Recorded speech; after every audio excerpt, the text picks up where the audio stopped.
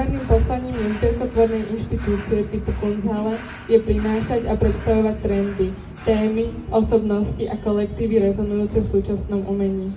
Spoločnou prezentáciou miestnych a medzinárodných umelcov a umelkyň Kunsthalle prepája rôzne umelecké sféry a komunity. Kunsthalle sprostredkúva kontakt s novými estetikami a umeleckými formami a vzdeláva o nich širokú verejnosť. Kunsthalle usilovala o tvorbu bezpečného verejného miesta.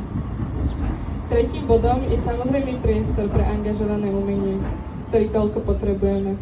Vizuálne umenie popisuje a kriticky hodnotí súčasnosť prostredníctvom spektra tradičných i nových médií.